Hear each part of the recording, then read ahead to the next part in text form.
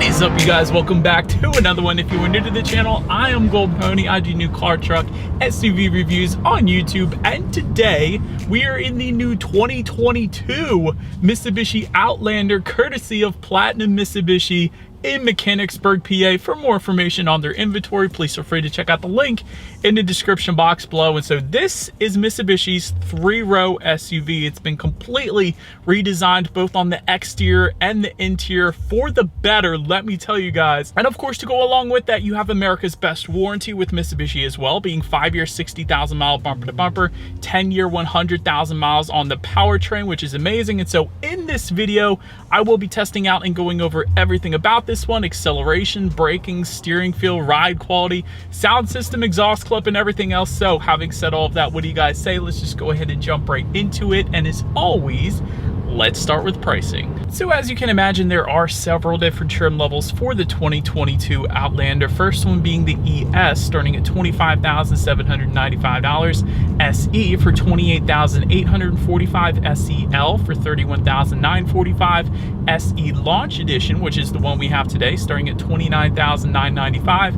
And lastly, the SEL Launch Edition, starting at $35,345. And so that was all pricing for the front wheel drive. You can add all-wheel drive by simply adding $1,800 to any of those prices. And so regardless of trim level that you go with, power plant on the new Outlander will be the same. Powering this one is a 2.5 liter direct injected inline 4-cylinder.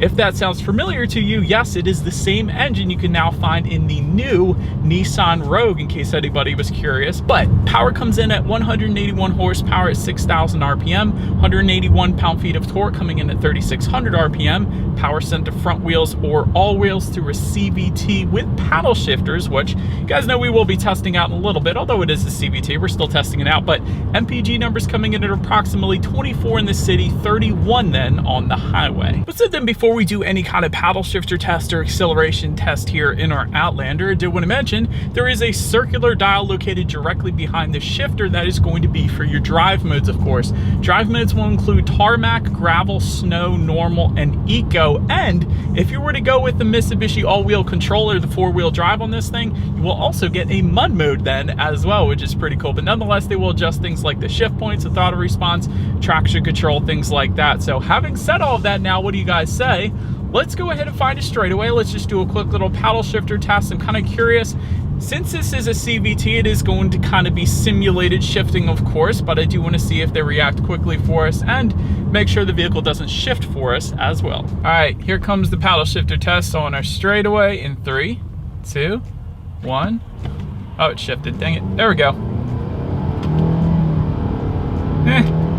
It still feels like a CVT, I will say that. I like the simulated gears, that's kind of cool, but you can definitely tell it's most definitely still a CVT. Unfortunately, that might be one of my few criticisms of this car. I'm just not a huge fan of CVTs. That kind of take a lot of the emotion out of driving this thing. But nonetheless, let's go ahead and give back full control to the Outlander here, find yet another straightaway, and let's test out the acceleration. Let's see how quickly we can get this one here up to speed. All right, and here's a straightaway in 3, 2, 1, go!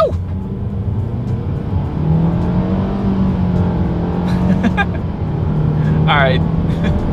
It's definitely not the quickest thing in the world, but that's okay. Who's really going to be racing an Outlander anyways? But yeah, it'll get the job done. But like I said, definitely not the quickest thing in the world. But to go along with that acceleration, as always, braking is equally important. And so up front, you will find 13.8-inch ventilated front discs. In the back, 13-inch solid rear discs. As far as the braking feel goes, it's actually really nice. I haven't had any issues with the braking feel so far in my test drive today. Definitely not a super spongy brake feel, as you sometimes do find in SUVs. So I don't mind it. Then touching on suspension and handling, up front, you're going to get an independent strut type front suspension.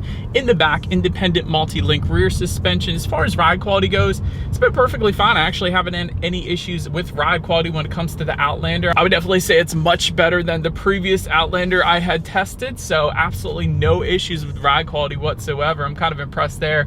As far as cabin noise goes, at higher speeds you get a little bit of wind noise, but other than that, it's really not that bad. It's pretty quiet. You guys can probably tell I am driving right now and there isn't a whole lot of exterior wind noise coming into the cabin, so well done once again Mitsubishi for that. And as far as steering feel goes, I would say on the looser side, but it is to be expected with SUVs, but it's really not bad. It's pretty much what you would expect for really any 3-row SUV out there, I should put it that way. But anyways, touching on visibility, I could see perfectly fine out the back, so 100% no issues there whatsoever.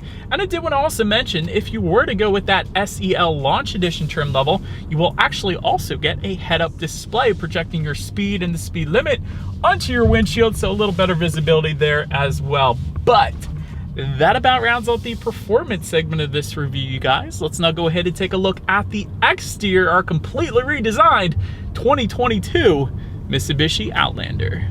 All right, so here she is, you guys, the new 2022 Mitsubishi Outlander, finished in mercury gray metallic, in case anybody was curious of our exterior color name here. But let's go ahead and start up front. Again, this one has been completely redesigned inside and out for the 2022 Outlander. Up front, you will find LED headlights with the automatic feature, meaning when it starts to get dark out at night, those headlights will turn on automatically for you there. LED daytime running lights also coming standard on this one. LED fog lights, you guys can see those down below. They will come on the SE trim level and up if you're curious about that. And of course, surrounding those headlights and really all of the lighting, you're going to find some chrome accents as well, which definitely look very good up front. You have some matte gray design towards the bottom portion of that front bumper too, which definitely looks good. And I love how they spelled out Outlander horizontally on the front of the hood there. So anyways, definitely looks like a very upscale design. So I'm a huge fan of the new front end here of that Outlander. But now let's go ahead and make our way to the side of this one. All right, so now making our way to the side, silver roof rails coming with the SEL Launch Edition. Rear privacy glass is going to come standard across the board. You guys can see there's some chrome beltline molding on the Outlander here as well, which leads its way into the very back with that floating roof line. Also looks very good back there. When it comes to the side mirrors, they are body colored power adjustable side mirrors. They will be heated for the SE trim level and up, and you will get some integrated turn signals. You guys can probably see those as well. Definitely looks good. Did want to also mention though, for the SEL Launch Edition, you're actually going to get ground logo illumination. So it's going to project the Mitsubishi logo onto the ground at night, again, just with the SEL Launch Edition. So I thought that's pretty stinking cool. But anyways, taking a look down at the wheel setup, 18-inch alloys coming with the ES, 20-inch two-toned alloys then coming with the SE trim level and up. So overall, once again, very good looking side profile to the Outlander. But now let's go ahead and make our way to the back of this one. All right, so now since we are around back of this one, body colored shark fin antenna found on the very top there. Just below that, rear spoiler with an integrated brake light. Just below that, rear window wiper. Do like these taillights as well. They are LED. They look very Highlander-esque, actually, in my opinion, but very good look to the taillights. Of course, you have some Outlander badging. There's some trim level badging on the bottom right-hand corner there as well. Got some of that silver accenting found on the front end brought to the back end there, so that looks pretty good too. And as far as the exhaust setup goes, let me show you guys. It's actually tucked away underneath. There is a single exhaust outlet, but nonetheless, do believe you guys know what we have to do next then. As always, here is that exhaust clip.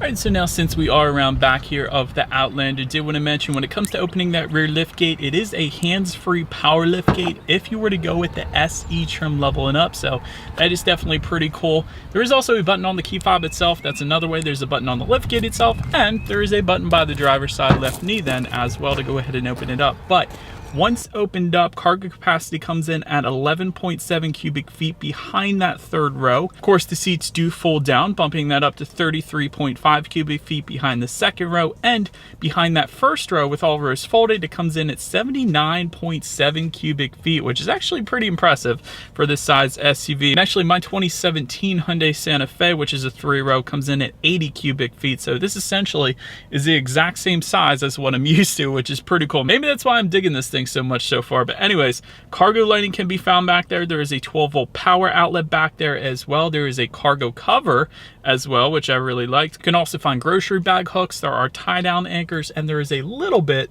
of in-floor storage back there as well, which I thought was pretty cool. But Nonetheless, making our way up to the rear legroom, that third row is going to come in at 18.7 cubic feet, which essentially is less than a Ford Mustang. So not a whole lot of space when it comes to the third row. I'm thinking not many people are going to use that third row. So for the second row legroom, that is actually going to come in at a respectable 39.9 inches, which is a dang good bit for reference. I'm an even 6 feet tall. This is how much space I had back there. Did want to also mention for the SE trim level and up, you will find a phone charging port and a USB charging port back there in that second row as well, which is pretty cool. SEL trim level and up is going to give you 3-zone climate control, and that's always nice. Heated rear seats are going to come with the SEL trim level and up as well. Rear window sunshades coming with the SEL Launch Edition trim level if you were interested in that. Rear ventilation coming with all trim levels, of course. And of course, with this being a 3-row SUV, 7-passenger seating, if I haven't mentioned it already, does come standard on this one, being 3 seats in the middle, 2 seats in the very back, and then it's going to give you that 7. But making our way now up to the front seats, manually adjustable cloth seating coming with the ES. SE trim level is going to add leatherette surfaces, and they will be heated front seats then as well for the SE. SEL is going to add a power adjustable passenger seat and driver's seat, full leather seating, driver's memory settings as well, which is pretty cool. But I will say we do have the SE, so to speak, the SE Launch Edition to be specific, but I love the leather suede combination because I have this in my own car as well. I always loved the leather and suede combination. That's just my personal preference, and that's what we have here in the SE Launch Edition. So big fan of that. As far as seat comfort goes, it might be the first thing I noticed when I got in this one. These seats are very, very comfortable. I will say that. Absolutely no issues whatsoever in taking a long road trip in this thing. Of course, we got the heated seats there as well. So overall, when it comes to the seating in the Outlander, 100% on point without a doubt. But taking a look then at the steering wheel, because they also killed it when it comes to the steering wheel. It is tilt and telescoping. It is leather wrapped for the SE trim level and up. And if you wanted a heated steering wheel, you can get it with the SEL Launch Edition trim level only. But I will say the 10-2 grips, everything's bolstered a little bit thicker than you would traditionally find on other 3-row SUVs out there. So for that reason, I'm personally a big fan just because of the thicker grip. So well done, Mitsubishi, yet again. Then taking a look at the startup, let me first start by showing you guys the key here. Essentially, you do have all of your buttons located on one side of the key. Mitsubishi logo at the top, lock, unlock, and that button to pop the rear hatch. But essentially, it is all keyless entry with a push button start for every single trim level across the board. So all I'm going to do here is simply put my foot on the brake and press that engine start button, which is located just to the left of the air vents there. And so once started up, once again, the Outlander is outdoing itself yet again. You will get a 12.3-inch digital gauge cluster if you go with the SEL trim level and up. And of course, that includes the SE Launch Edition and the SEL Launch Edition as well. But that is currently what you guys are looking at, and I love it because it is completely customizable. You will get traditional gauges if you go with any other trims below that. But since we have this, I want to show it to you guys. There are steering wheel mounting controls on the left side of the steering wheel. My favorite particular option to really personalize this, there is a little icon called Change Meter View. And so if you press that, it really gives the opportunity to choose between more of a traditional gauge cluster where you have the tachometer on your left, speedometer on your right, and a bunch of information found in the center portion of those digital gauges. But then if you press it again, it's my personal preference now because you got the digital speedometer all the way to your right and the tachometer is on your left, but it's kind of in this circular display that is unlike any other gauges that I've ever seen so far out there. So for that reason, I love different, and I love that. And of course, you can check out your outside temperature, how many miles you have left until you hit empty, and there is a ton of other information you can check out up there as well. But once again, Mitsubishi, you killed it when it comes to the gauges. I absolutely love these gauges on this thing. But anyways, continuing on to overall interior quality, panoramic sunroof coming with the SE Launch Edition trim level and up. That's of course what you guys are looking at right now. Overhead sunglass holder coming standard for all trim levels across the board. Auto dimming rear view mirror coming with the SEL trim level and up. Wireless phone charger coming with the SE trim level and up. Well done, Mitsubishi, for putting that on one of the lower trim levels.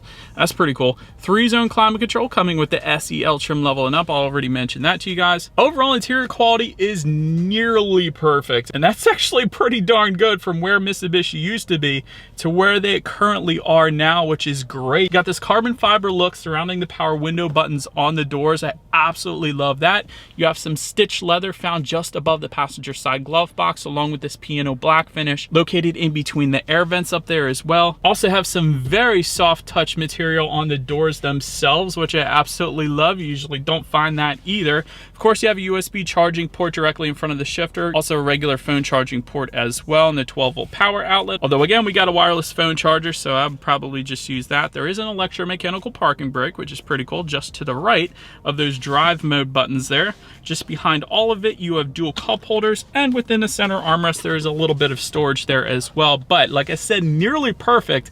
My constructive criticism when it comes to the interior quality, and I find this in a lot of SUVs and vehicles actually, there is this matte black finish just to the right of the shifter surrounding the electromechanical parking brake. That is unfortunately going to get scratched up and leave some marks that will essentially be unfixable. So that I don't like, and also that same material is found just in front of the door handles on the front doors here as well. So besides that, it is dang good without a doubt. The interior quality is a night and day difference between what it used to be, and still it is better than most of its competition, I would even say right now as well. So well done, Mitsubishi. That was very good. But anyways, taking a look now at the infotainment screen, there are two of them. You can get the 8-inch color touchscreen display coming with the ES, or if you go with any other trim level, you're going to get a 9-inch color touchscreen display, which is what you guys are looking at right now.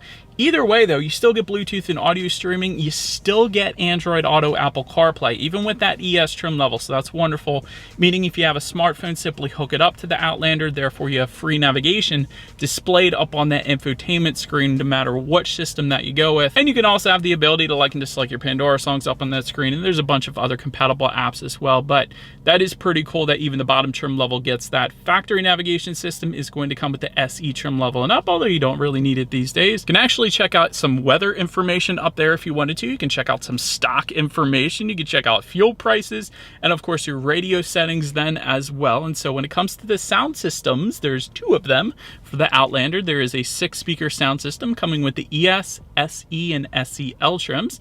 Then there is a 10-speaker Bose sound system coming with both of the Launch Edition trim levels. So therefore, that's what we have today. So what do you guys say? Let's go ahead and turn on the radio, see what we got playing today, and let's test out the clarity of this one.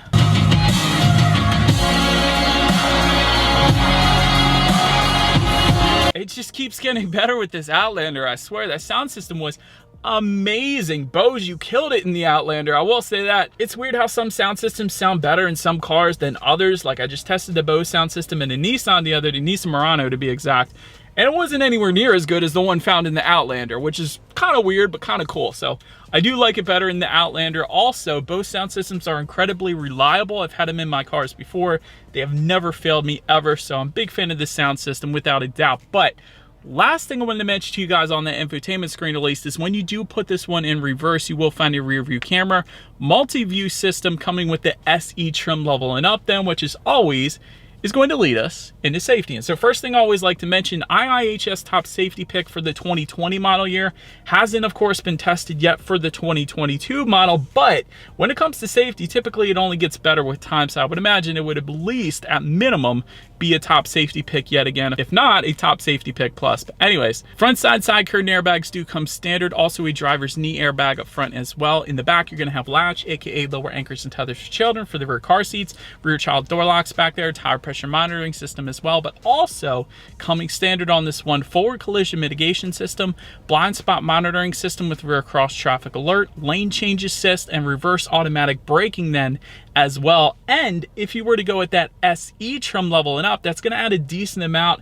of extra safety included to that, coming with a safety suite known as Me Pilot Assist, which essentially is Mitsubishi's name brand safety package. But anyways, if you were to go with those trims, you will get adaptive cruise control with traffic jam assist, lane keep assist, lane departure prevention, and traffic sign recognition then as well. And so overall, when it comes to my final thoughts here of the Outlander, if I'm being honest, the exterior styling is brilliant. It looks absolutely amazing.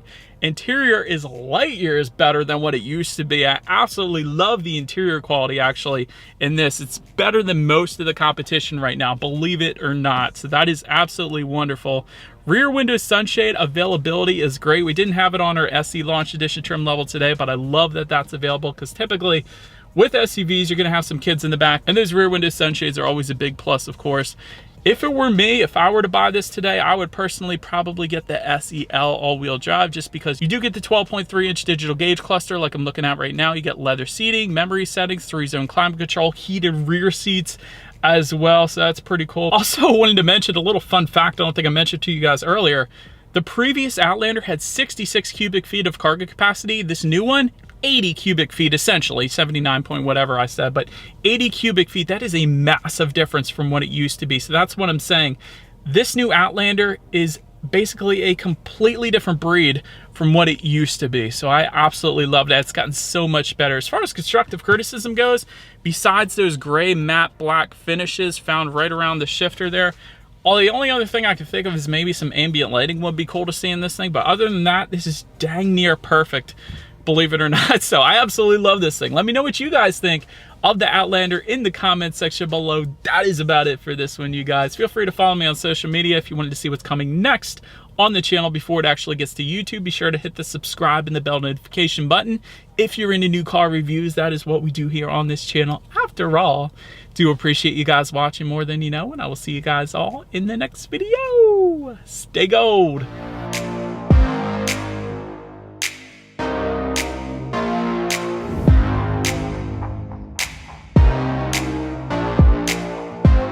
Subscribe and the bell notification button if you're into new car, truck, and SUV reviews. That is what we do here on this channel. After all, do appreciate you guys watching more than you know, and I will see you guys all in the next video. Stay gold.